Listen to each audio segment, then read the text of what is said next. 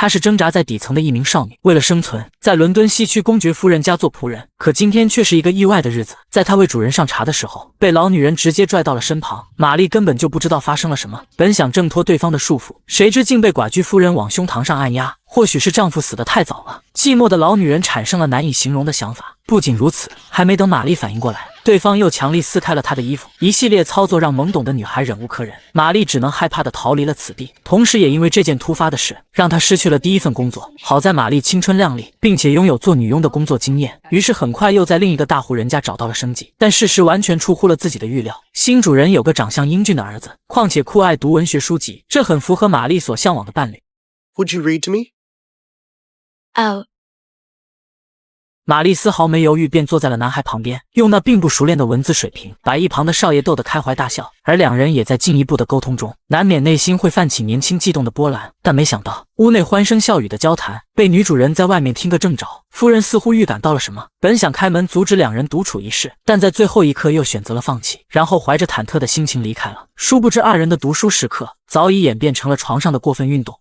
以后的日子里，玛丽习惯了这里的工作，只是少爷每次回到家，门铃响起的刹那，她就像丢了魂的少女一般，不顾夫人的呼喊，情不自禁地跑到2楼，然后两个小青年迫不及待地腻歪在一起。尽管夫人在门外发现了他们的秘密，但看到儿子和女仆在一起如此开心，她并没有出面干涉，似乎默许了二人的进一步行为。但玛丽也并非一个靠外表的女孩，她能熟练运用一手算盘，精确算出自己购买物品的价格，就连商家对此都瞠目结舌。然而如此多才多艺的女孩，很难不被路人给发现。一个穿装得体的绅士主动向玛丽搭话，可恰恰在两人聊天的时候，被正在逛街的夫人给看见了。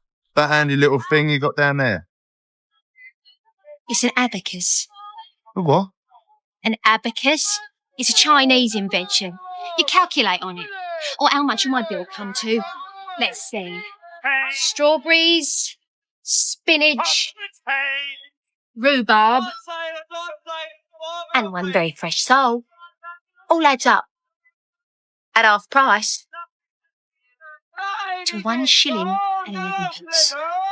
在短时间内把购买的商品算得精确无误，男人很佩服玛丽的本领，并且善意地送女孩回家。但事实上，玛丽还是太年轻了，初次相见就被对方的样貌所吸引，而且还在雇主家的洗衣房里，就想屈服对方的下一步行为。谁知就在这关键时刻，夫人却突然打开了门，一切景象尽收眼底，男人也被吓得赶快离开了这里。可玛丽的命运又该如何呢？果不其然，女孩当场被扫地出门了，这是她意乱情迷付出的代价。一手好牌打得稀碎，怨不了任何人。就这样，玛丽徘徊在伦敦的闹市街头，只能找个出租的旅店暂时住下。然而在和房东的聊天中发现，玛丽的母亲在她9岁时就去世了，父亲也抛弃了她，没有给她留下任何积蓄，只有一件古老的算盘。但房东却认为算盘也不能当饭吃，还不如赶快找份工作，免得将来付不起房租。于是玛丽依靠精通算盘的本领，很想在当地找份会计工作。然而工厂门口的竞争者太多了，只有玛丽一个女孩，这引起了老板的格外注意。与此同时，玛丽对于近在咫尺的工作很积极，不断向对方解释自己与众不同的计算方法，这让老板当场给她了一个测试，如果能准确无误地算出来，就破格让一个女人担任会计工作。如此一来，现场的男士竞争者很不满。 But she's a cheat, a witch. That contraption, it's not Christian, sir. Nor am I, so I don't mind.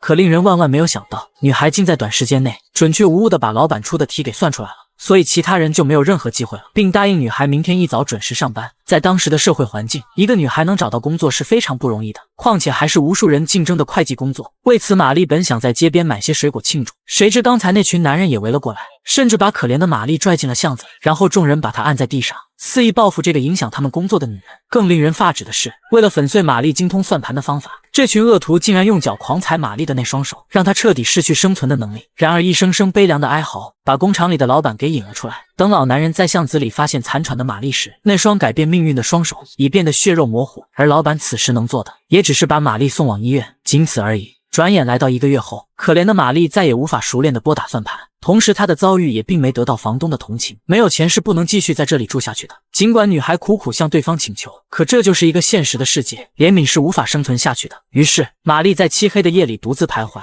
看到有男人主动搭讪，她开始极力拒绝对方提出的条件，但当自己冷静下来时，或许这是她唯一能生存下去的条件了。就这样，玛丽沦落成了街头的风尘女子，一次次在堕落中苟且偷生。可即便面对如此悲惨的女人，依然有些过分的人不负妇给报酬。然而玛丽街边的咒骂声却引起了一名贵妇的注意。 You had a bad one there, love. Do you want to come in?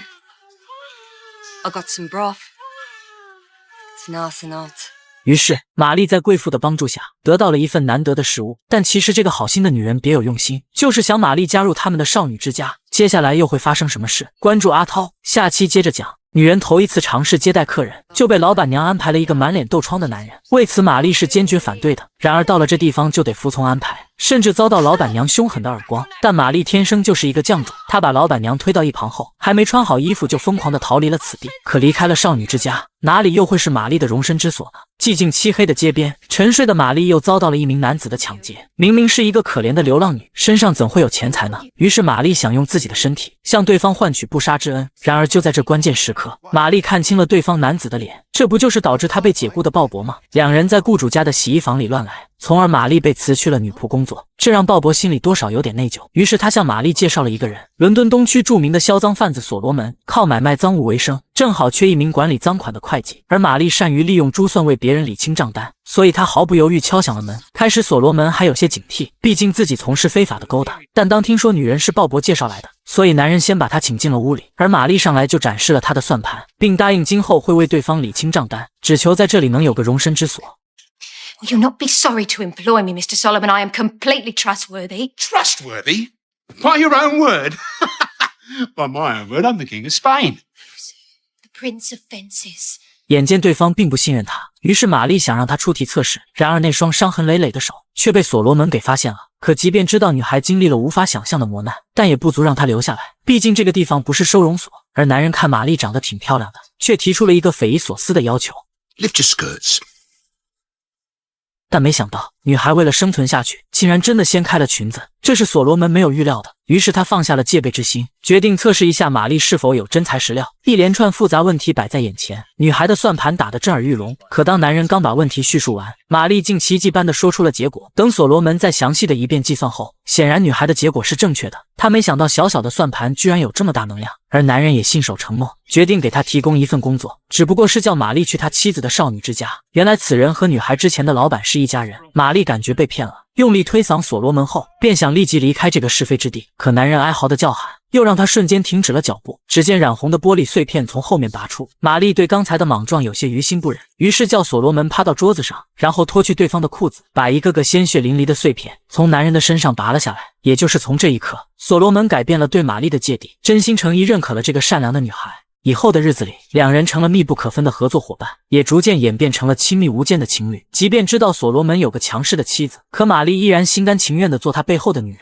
事实上，所罗门的婚姻早已名存实亡，即便每天准时和家人用餐，但和妻子的关系只是在孩子面前的假象。就连家里重要的保险柜也分别设置了2个不同的密码锁，丈夫知道的妻子不知道，妻子知道的丈夫不知道，只有2人同时输入密码，才有使用里面财物的权利。随着时间的流逝，所罗门在玛丽的帮助下生意越来越好，成了伦敦扒手销赃的聚集地，而2人的关系也由此更进了一步。为了答谢玛丽这段时间付出的辛苦，所罗门决定也给她开办一所少女之家。毕竟这门生意玛丽轻车熟路，况且谁不想自己的资产越来越多呢？于是伦敦又一家知名公司顺利开张，许多绅士贵族慕名而来，而玛丽当之无愧地成了老板娘，甚至被所罗门认为她是一个能帮助走向山巅的贵人。但2人怎么都不会想到，外面一双嫉妒的眼睛正悄悄注视着这里。原来鲍勃是所罗门妻子安插的眼线，如今把2人的丑事全部告诉了这个女人。安娜不仅憎恨玛丽抢了她的生意，而且还霸占着她的男人。尽管和丈夫早已名存实亡，但违背自己利益的事是绝对不允许的。于是安娜来到警局，悄悄把一封信交给了警长，检举丈夫销赃枉法的行为。而警长很纳闷，明明是别人眼中羡慕的夫妻，为什么还要大义灭亲状告丈夫呢？但安娜接下来的行为诠释了她和所罗门早已划清了界限。第二天清晨，沉睡的玛丽被嘈杂的声音吵醒，一大批警员已闯入了少女之家，并在屋里找到了记录账单和仅有的一名工作人员。玛丽本想趁乱逃走，无奈还是被警务人员给逮捕了。与此同时，躲藏的所罗门也未能幸免于难，男人被扣押来到了监狱，与他心爱的人再度重逢。即便再多的歉意，也无法连累对玛丽的伤害。但女人并没有责怪他，因为这都是自己选择的路。很快到了所罗门案情审理的日子，由于距离法庭的路途较远，男人半路谎称肚子有点饿了，想请随行的警员吃点东西，没想到2人居然答应了。事实上，这是所罗门为逃跑做的计划，因为他早已买通了旁边年长的狱警，趁着同事上厕所的间隙，悄悄打开了所罗门的手铐，然后上了一辆早已准备好的马车。可玛丽就没这么幸运了，由于帮助头号嫌犯销赃枉法，女人当庭被判处流放到范迪门斯地，一个号称恶魔都不敢轻易踏进的地方。与此同时，悠闲在街上行走的安娜突然被临近身旁的丈夫一下拽到了马车里。You betrayed me. You shot me twice. I don't care if I never see you again, but I want my money. You're a fool, Archie. You'll never get me to open that safe. I want my money. Never. No! This the storm and the ship goes in half an hour.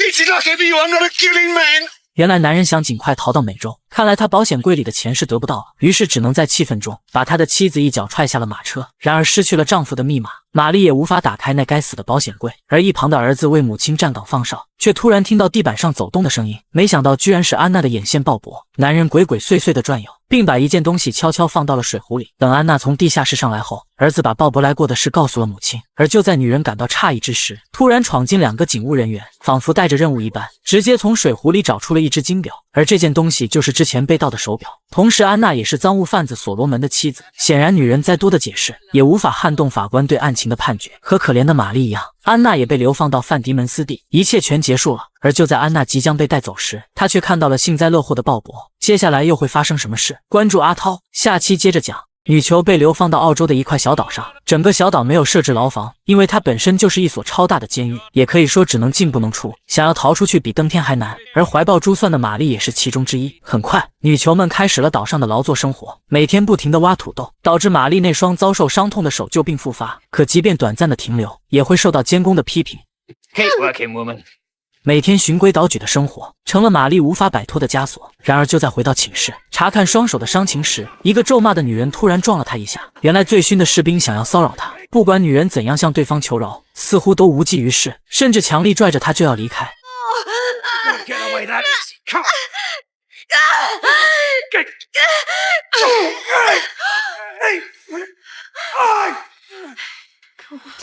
Well, let's get him outside. He's had so much rum, he won't remember a thing. 经过这次突发事件，勇于提供帮助的玛丽被这个老囚犯刮目相看，他们成了无话不谈的朋友，并告诉了玛丽很多以前发生的事，包括不远处一座繁茂的大山，那里有干净清澈的泉水和良好的土壤，如果能种植土豆的话，味道会与其他地方的截然不同。与此同时，女人告诉玛丽了一个秘密，其实威士忌就由土豆酿造的，口感比小麦的味道还要细腻。如果能用山上土壤种出的土豆来酿酒，有可能成为澳洲殖民地第一批富豪。即便玛丽现在是一名囚犯，可对方的话却深深烙在了她的心里。但天有不测风云，玛丽在伦敦的情敌安娜居然也被流放到了范迪门斯地，谁知她并没和其他囚犯一样，而是被分配到了一位绅士家里做女佣。安娜表示对这样的安排有所不解，可面对军官一副厌烦的态度，绅士立即让安娜稍安勿躁，等回到家再向她解释清楚。与此同时，玛丽就在隔壁的院子里，她开始盘算着如何在这里生存下去，甚至主动接触小岛上的商户，用珠算绘制了一些账单，让商人觉得种植花卉也能有利可得。其实这只是玛丽接触上层贵族走出的第一步。这边安娜带着孩子来到了绅士的家里，连大带小足足4个人，就连旁边的夫人都感到一脸茫然。然而绅士之所以收留了安娜，其实一切都是他远在纽约的丈夫指使的，可能还保留一丝旧情吧。况且还有3个未成年的孩子，所以丈夫用钱打通了官员和绅士，让妻子躲避繁重的体力劳动。看来即便把丈夫坑得体无完肤，所罗门还是念点旧情的。但旁边的绅士也并非一无是处，他告诉安娜自己在检察部门有一席之地，这让女人立即引起了兴趣，因为她一直要报复玛丽。There's a woman here. A convict. She's an whore, and she stole my husband from me. She's the reason I'm enduring the injustice of this conviction. I would like to see her looked after properly. Make no mistake. I will oblige your desires at any time. You look after me, and I'll look after you. Her name's Mary Abacus.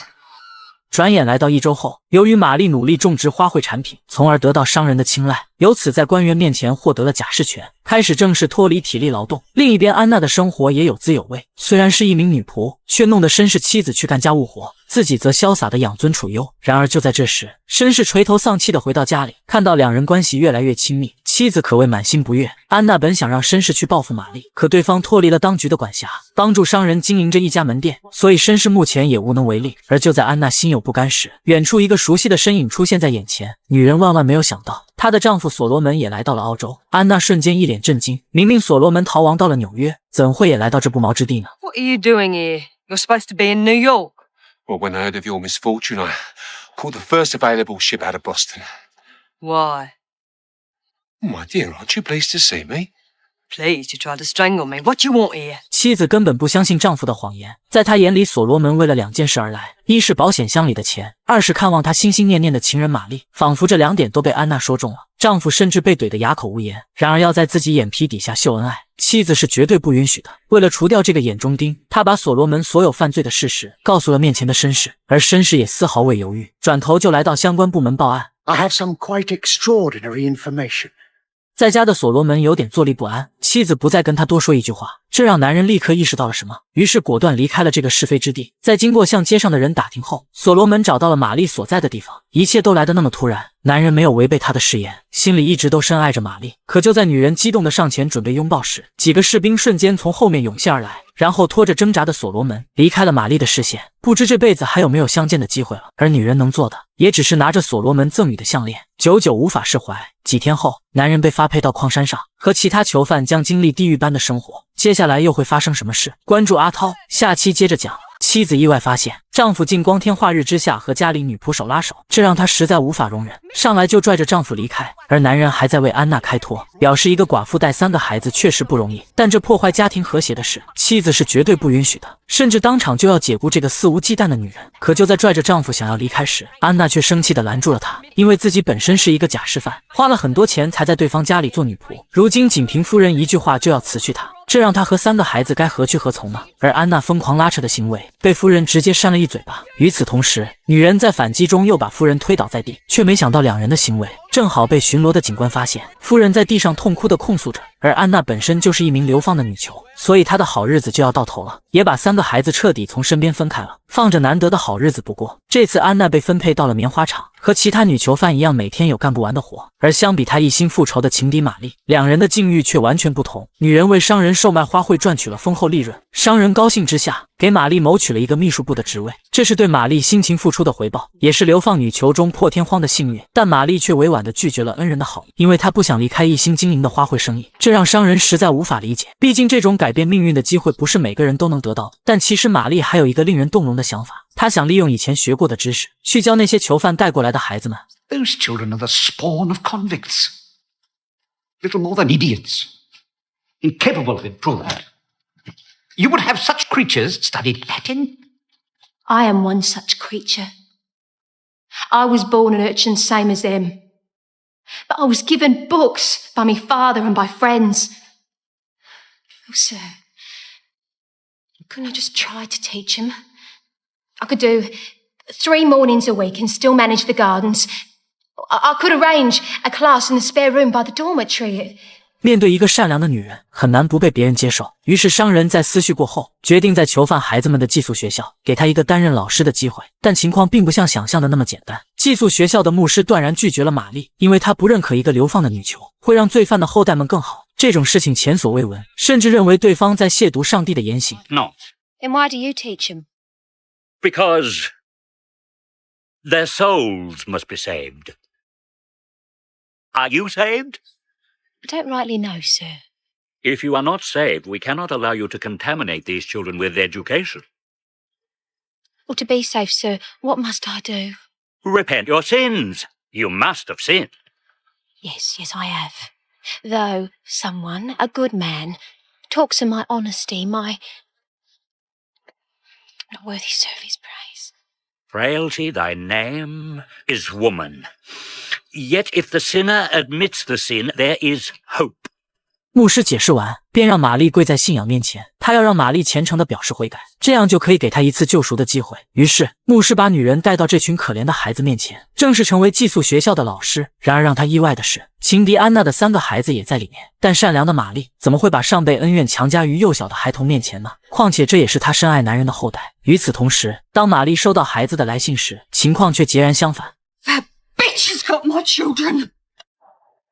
画面一转，不幸的所罗门正在经受劳改生活，两个女人也都是因为他而流放到澳洲的，如今被妻子坑得如此境遇，也只好面对这几年艰难的劳改生活了。所幸他在这里认识了黑人囚犯比利，看到对方独自在吃野果，所罗门本想也尝尝，没想到味道确实不错。不仅如此，比利又带他去了另一个地方。这小子在野外生存能力很强，总能找到一些意外的食物来补充身体劳累所欠缺的营养。Oh, what are you eating now?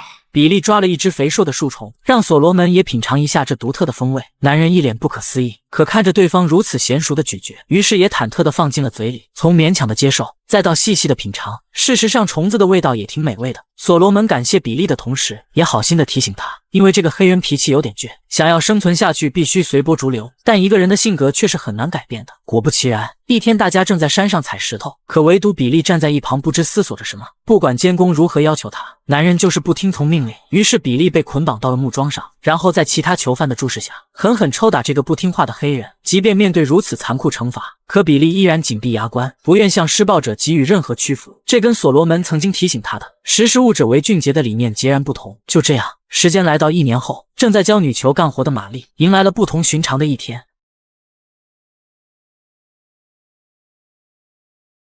Mary Abacus, your day has come. 玛丽终于成了自由身，彻底摆脱了流放女囚的枷锁，而商人则是她真正的恩人，一个改变她命运的恩人。于是，玛丽第一站就来到了惠灵顿山。这些年，她悄悄攒了许多积蓄，这是商人不曾知道的，也是为即将开办的工厂做的准备。然后又把钱埋在了溪流边，接着又脱下了身上的衣服，仿佛一个浴火重生的凤凰一样，让清澈的泉水洗去身上的尘埃，发自内心的大声欢笑，迎接这全新的世界。与此同时，在棉花厂劳作的安娜也终于得到了假释的机会，但军官警告她，一旦发现她参与任何非法行动，会立即被重新逮捕。同时，一则文件还要求安娜离开奥巴特，并居住在新的城镇诺福克，最好是当女仆，以此作为生活的方式。而女人在离开之前，首先来到了寄宿学校，因为她要把3个孩子一同带走。Where's that Mary Abacus? I demand to see her face to face. You are disrupting my Bible reading. Steal my children's affection from me. Nonsense. Mary Abacus cared only for the welfare of her charges. She would never have done such a thing. Your children await you in the presbytery. 好在玛丽请了几天假，才让这2个宿命的敌人未曾相见。于是安娜带着她的孩子们离开了，去往了新的城镇生活。可有些女人一旦经验缠身，就能很快嗅到商机。一个身穿得体绅士的注视，让风情万种的安娜立刻心领神会。毕竟她得为3个吃不饱饭的孩子考虑。随后接下的事自然水到渠成，女人利用身体得到了对方的信任，也成功为自己找到了生存下去的条件。I'm in a position to bring you something more than just affection, George. Much more. 画面一转，玛丽把商人带到了惠灵顿山，而女人也丝毫未掩饰，她把想在这里种土豆的事情告诉了对方，并且将来还会用土豆来酿酒。毕竟这里有丰富的自然资源，优良肥沃的土壤，甘甜清澈的泉水，天时地利就差人和了。即便玛丽恢复了自由，可曾经女囚犯的标签是不允许她做生意的，而眼前的男人却可以做到。商人在这里的势力很庞大，而且殖民地的官员与他关系非同一般。于是玛丽想借着对方的名号来开办工厂，这样她就可以安心做自己的事业了。开始商人是有些反对的，可玛丽的善良早已融化了他的心，让他不得不帮助这个可怜的女人。于是有了商人的鼎力支持，玛丽的土豆工厂顺利开张，酿酒厂也同时进行，一切仿佛都向成功的彼岸前进着。直到一个熟悉的人突然造访，接下来又会发生什么事？关注阿涛，下期接着讲。工作的女人突然意识到后面有人悄悄走了进来，而她做梦也不会想到，劳改多年的情人居然回来了。Having recently been released with my ticket of leave, I wish to apply for the position of clerk with your company. Can you keep a ledger? I can certainly do that, yes. 这一刻，玛丽所有的等待和努力都是值得的。可向往的平静生活，难免会有意想不到的插曲。一天晚上，所罗门在路过街边时，发现天桥底下躺着一个人，于是他赶快来到下面查看。但不幸的是，眼前的女人似乎已经失去了生命。而就在他感到惋惜时，旁边裹布上沾染的液体，让所罗门立刻意识到，女人可能是生产时死掉的。与此同时，对方腹部还有轻微的蠕动。于是男人做出了一个大胆的想法，他掏出身上的匕首，再果断撸起了袄袖。等所罗门第2天回到家时，2个可爱的双胞胎宝宝愕然出现在玛丽面前。女人一脸惊呼，赶快询问这是从哪里弄来的，而男人也立即向对方解释，免得滋生出误会。原来昨天的那个死者名叫贝尔，其实，在伦敦时就和所罗门是朋友，不知为何也被流放到了澳洲。恰巧又在街边发现了这一惨剧，所以他只能把这2个可怜的孩子带了回来。玛丽很善解人意，况且两人目前也没拥有自己的孩子，所以当丈夫提出送到寄养院时，女人立即决定由他来收养。这是一个很不错的选择，但两人却搞不明白，为何偏偏还有个巧克力娃呢？或许死者生前同时有2个男友吧。可不管怎样，他们还是决定收养这2个孩子。What do you say, my dear? They're beautiful. Thank you. Oh. 就这样，转眼过去了10年，在玛丽的悉心照料下，2个小家伙每天都在快乐中度过。但直到安娜一家人搬到奥巴特，彻底打破了这种平静。安娜本来是所罗门的前妻，曾经由于一些变故，只能带着孩子投靠一个富有的绅士。如今孩子们也长大了，安娜很希望绅士把一些产业交给儿子打理，可毕竟不是自己的亲生儿子，况且大卫根本不懂经营，几句讽刺的话让男孩实在无法招架继父的羞辱，于是生气地回到了自己的房间。 You've upset him. You're upsetting me. Fine talk, that is. David in charge of the brewery. He's a wastrel. That is my son you're talking about. Precisely.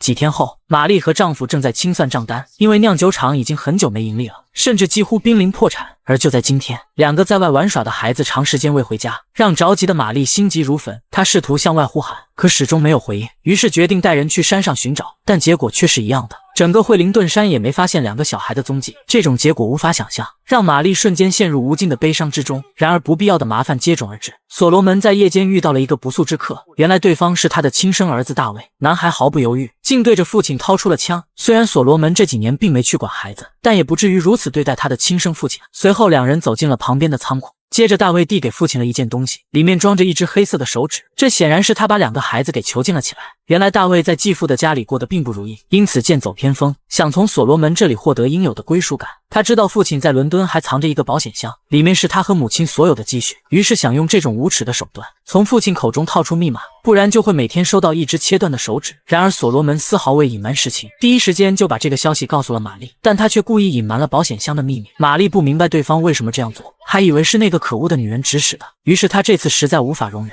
决定去找安娜当面对质。而这也是2个女人时隔多年后再次针锋相对。Oh, where are you keeping him? My children, I want to see them. Oh my God, Mary Abbott. I'll sign any paper, any agreement, just give them back to me. You can't just barge in here. What agreements? 其实安娜根本就不知道究竟发生了什么事，全是儿子大卫的擅自行为。直到所罗门的出现，并把割断的手指摆在安娜面前，女人依然不敢相信儿子会做出这种事。与此同时，玛丽从手指上发现了一些破绽，因为小黑娃的手指上有疤痕，而眼前的显然不存在，所以可以明确断定大卫并没做出出格的事，但不排除对方确实绑架了2个孩子。而这所有发生的一切都是因为保险箱的密码。当安娜把这件事挑明时，所罗门立即带着玛丽想要离开。事情已经到了这种程度，难道还向心爱之人有所隐瞒吗？等回到家后，玛丽似乎对2人的忠诚有所质疑。历经了那么多磨难和艰辛，甚至当初为了所罗门才被流放到这个荒岛上的，难道直到现在还换不来一句实话吗？其实所罗门之所以没告诉玛丽保险箱的事，是因为他不想用那件东西来困扰生活。况且保险箱是引起事端的导火索，而目前他们更应该做的是如何找回他们的孩子。几天后，失去孩子的夫妻2人日渐沧桑。然而天无绝人之路，曾经和所罗门同甘共苦的劳改犯突然出现在2人的面前。尽管时隔多年，但所罗门一眼就认出了这个好兄弟。可事实上，比利并不是叙旧情来的。他听说孩子失踪的事闹得满城风雨，而自己又恰巧看到过一个小孩被人贩子铁链捆绑的黑人小孩。虽然与自己的肤色相同，但可以断定并不是他们的族人。而比利所说的，这不就是玛丽的儿子吗？于是女人按照比利指定的地点，独自踏上了寻找儿子的旅程。而所罗门由于身体不好，并未与妻子一同前去。接下来大结局如何？关注阿涛，下期接着讲。女人为寻找儿子进入深山老林，可她刚一抬头，就发现不远处一只野狗。玛丽瞬间被吓坏了，发出的阵阵呼喊声也成功引起了野狗的注意。于是她丢下手中的东西，拼命沿着山下逃窜。好在经过一段时间奔跑，后面的猛兽并没追过来。而她来到深山已经整整7天了，却始终没有发现孩子的踪影。这让一个柔弱的女人怎能顽强地坚持下去呢？随身携带的水喝完了，只能依靠溪流被污染的水，强忍难闻的气味勉强为自己解渴。困了就在岩石的缝隙处凑合一宿，但整个夜晚都无法入眠。茫茫群山峻岭，不知他儿子究竟被人贩子带到了何处。而就在玛丽穷途末路之时，眼前突然出现的马匹瞬间引起他的注意，而旁边的黑人男孩不正是他失散多日的儿子吗？有志者事竟成。城，一切希望就在眼前。然而就在这关键时刻，后面突然出现一个人贩子，把女人控制的同时，也把沉睡的小黑娃惊醒。随后男人把玛丽按在岩石上，上来就照脸部一拳，紧接着又不由分说撩开女人的裙子，本想做龌龊之事，好在玛丽临行前带了一把手枪。所有努力都是值得的。玛丽经过千辛万苦，终于找到了她可怜的孩子，但另一个寄养的儿子究竟又在何处呢？另一边，玛丽的丈夫自从丢了孩子后，身体就每况愈下，如今又经常遭到亲生儿子的骚扰。大卫为了能得到保险箱的密码，情绪变得丧心病狂，但所罗门是永远不会把资产交给这个不孝的儿子的。 You're diseased, David. Diseased. That trick you played with the finger. It was the work of a dog. A dishonourable, unfeeling dog. But I'm blessed, you see. Because somewhere out there are my real sons. Now, why don't you go back to the gutter where you belong?寄养儿子的失踪，亲生儿子的不孝，让这个老男人再也无法支撑疾病缠身的身体，重重摔在刚进家的地面上。等所罗门再次苏醒时，是亲闺女守在他的身旁，同时妻子玛丽也回来了，并且带来了一个好消息：失散多日的小黑娃终于安全回到了家，给这几天阴霾的日子多少增添了一丝丝温暖。而等所罗门身体稍好点时，他让朋友从伦敦把引起整个事端的保险箱运到了澳洲，据说里面的资产能购买10个酿酒厂。与此同时，前妻安娜带着丈夫也一同赶到。原来安娜把两人的共同财产上报给了律师，所以目前保险箱由政府保管，在选定一个特定的日子，由官员的见证下一同打开。而前妻的擅自行动，让所罗门再次加重了病情。在这改变命运的时刻，丈夫把曾经赠予玛丽的项链，也就是佩戴的那枚勋章，交给她的养子小黑娃，上面印刻的就是保险箱的密码。当天晚上，总有一些人耐不住性子，悄悄溜进了放置保险箱的仓库，而这个人就是所罗门的不孝儿子大卫。男孩太想得到里面的财产了，尽管知道母亲那边的密码，可父亲的密码却一概不知。男孩多次尝试，依然无法打开保险箱，但他在里面发出的动静却引起了看守警员的注意。于是大卫擅自破坏规定的做法，被巡视的警员带走了。可螳螂捕蝉，黄雀在后，其实小黑娃早已躲在了仓库的暗处，并把大卫输入他母亲的密码，现在也了如指掌了。时间很快来到第二天，双方也聚集到了保险箱前，但由于所罗门身体不好，所以让他的妻子玛丽来到了现场，由律师和执法人员见证。双方二人依次输入各自的密码，来见证这激动人心的时刻。可万万没有想到，当安娜输入完密码，打开这向往已久的保险箱时，里面的景象亮瞎了众人的双眼。曾经奇珍异宝的财物，现如今竟然空空如也。而安娜更是不敢相信，她积攒了半生的积蓄，如同一场梦一般真实的不见了，这让她实在无法容忍。丈夫甚至扫兴的提前离开了。而就在这时，安娜发现里面摆放着一封信，她迫不及待地打开查看。一张字条彻底让女人破防了。 Always leave a little salt on the bread. What has he done? What has he done? 其实昨天晚上，小黑娃就把里面的财富取了出来，而眼前的这些奇珍异宝，足可以让他们的后半生衣食无忧。但不幸的是，所罗门无福享受了。男人的生命到了最后时刻，还没等和妻儿做最后的告别，所罗门就闭上了双眼，结束了自己传奇而又坎坷的一生。生活还得继续，酿酒厂在得到资金的支持下，再次恢复了往日的繁忙景象。与此同时，远处临近的一辆马车引起了正在工作玛丽的注意，而令她感到欣慰的是，那个消失已有2年的儿子，居然在商人的帮助下找了回来。太多的不容易，太多的心酸，不知男孩究竟经历了什么。Mama, I'm home. Will you take me back? Of course. 至此，玛丽的遭遇这部作品，阿涛就全部解说完了。它改编于澳大利亚著名作家布莱斯科特奈在欧美地区最畅销的同名小说。这部小说令人感慨颇多。从人物塑造来看，玛丽和所罗门等人物形象鲜明，他们虽有道德上的瑕疵，但在困境中展现出的坚韧与勇气令人动容。玛丽遭逢诸多不幸却未被打倒，她凭借智慧和努力，在澳洲建立土豆工厂，重寻生活希望，其顽强的生命力让人敬佩。而小说的社会背景描绘也极为深刻，展现了19世纪伦敦底层社会的混乱与黑暗，以及澳洲作为罪犯流放地的艰苦环境，使读者对当时的社会现实有了更直观的认识，也引发了对社会公平、人性善恶的思考。在主题方面，友谊与爱情贯穿始终，玛丽与所罗门之间复杂而深厚的情谊，以及他们在困境中相互扶持，展现了人性的温暖。而所罗门与前妻安娜、玛丽与安娜之间的爱恨纠葛，则凸显了人性的复杂与矛盾。